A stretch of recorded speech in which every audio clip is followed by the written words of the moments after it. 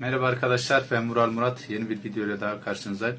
Bu videomda size arkadaşlar Baymak E096 arızasının çözümüyle ilgili bilgi paylaşacağım. Hani elektronikçi arkadaşlar en azından arızaya nasıl müdahale edebilirler ve arızayı nerede aramalılar? Basit bir arıza.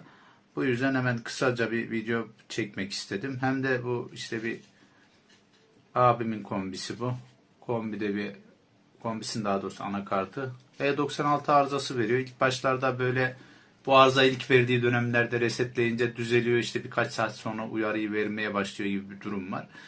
Bunun ana nedeni enerjiyle alakalı bir problem olduğunda anakart bunu anlıyor ve korumaya geçiriyor kombiyi. Böyle bir durum söz konusu. Bunu da genelde şeyde de oluyor. Hani enerji tarafında bir problem olduğu dönemde de bu olabiliyor. Yani giriş voltajının düşük olması veya giriş voltajındaki dalgalanmalardan dolayı işte elektrik tesisatınız, evin tesisatı düzgün değilse veya işte binaya geçici tesisat bağlandı da kombi bağlandıysa bu bütün kombi türleri için hemen hemen aynı enerji problemleri bu tür şeylerden ortaya çıkıyor. Bu Baymak'ın kombisi Eco 4 modeli, yanlış hatırlamıyorsam ama Baymak hemen hemen hepsindeki kodlar %90 aynı. Kombici arkadaşlar daha hakim bu konuya. Burada şunu göstermek istiyorum arkadaşlar. Şimdi şurada enerji girişinde bir büyük kondansatörümüz var. Bu kondansatörümüz yani gözle gözüküyor. Bariz, bakın şöyle tuttuğum zaman anlarsınız. Şişmiş arkadaşlar. Bu kondansatör şiştiği için de tam filtrelemeyi yapamıyor. Yapamadığı için de görevini tam yerine getiremediği için de enerji hattında bir problem olduğunu belirtip kombiyi koruma moduna alıyor arkadaşlar. Biz ne yapacağız? Bu kondansatörümüz, hemen bakıyorum, 220 mikrofarad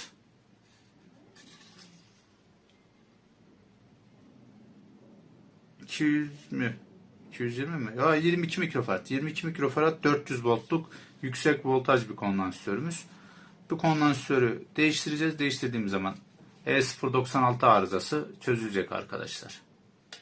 Burada çok basit değiştirmesi. Sadece bu tür kondansatörlerde dikkat etmeniz gereken en önemli şey kutupları, çizgili tarafı. Zaten elektronik bilginiz yoksa hiç müdahale etmeyin. Zaten elektronikçi arkadaşlar, temel elektronik bilgisi olan arkadaşlar da dediğimi çok rahat anlayacaklardır. Sadece kutuplu bir kondansatör, yüksek voltaj, düşük kapasiteli bir kondansatör. Bu yüzden patlar, yani şey yapmayın. Yüksek ters bağlamayın. Sadece ona dikkat edin. Onun dışında başka da herhangi bir parçasında arızalı olduğunu düşünmüyorum. Çünkü daha önce birkaç tane buna benzer anakart tamir ettim. Kesinlikle arızası bu kondansatör arkadaşlar. Kondansatörümüzü bulduk arkadaşlar. Burada dikkat etmemiz gereken en önemli şey voltajının tam uyuyor olması arkadaşlar.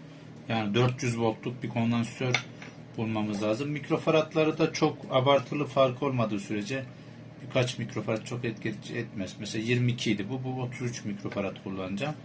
Çok büyük bir sorun çıkarmaz ama mikrofaradlarda mümkün olduğu kadar birebir aynısını bulmaya çalışın arkadaşlar. 400 voltluk voltaj çok önemli. Voltajın da birebir aynı olsun. Burada söküm işlemleri çok basit. Ben genelde söküm yaparken ekstra lehim veriyorum veya lehim pompasıyla çekiyorum. İki farklı yöntemle de. En kolayı da ekstra lehim vermek. İşte sökerken kutubuna bakıyorum. Artısı nerede? Onu öğreniyorum. Eksisi nerede? Ona göre alttan lehim verip söküyorum arkadaşlar kolay bir şekilde.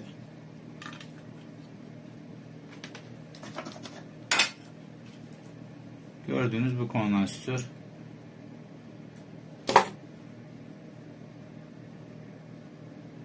şişmiş arkadaşlar. Bunun yerine aynı voltajda, bu da yine 400 voltluk, aynı voltajlarda başka bir tane kondansatör takıyorum.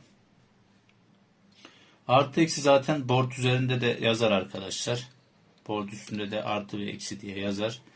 Yazmama ihtimaline karşı da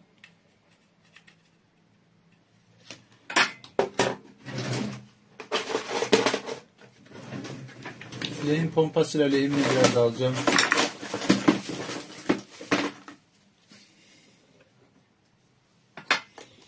Burada dikkat etmeniz gereken havyayı çok tutmamak arkadaşlar. Çünkü bir de havya voltajı çok yüksek olması mümkünse. Biraz kaba lehimini aldım. Ben iç tarafa lehim gelmişti, onun için özellikle aldım.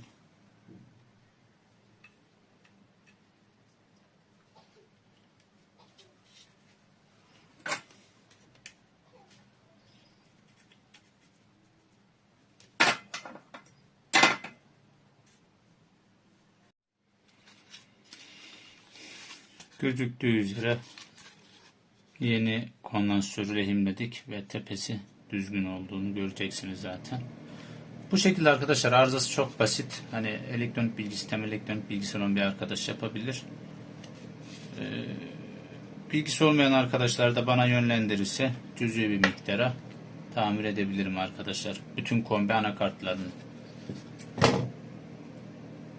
Marka model fark etmeksizin bütün kombi anakartlarını tamiratını yapabilirim arkadaşlar.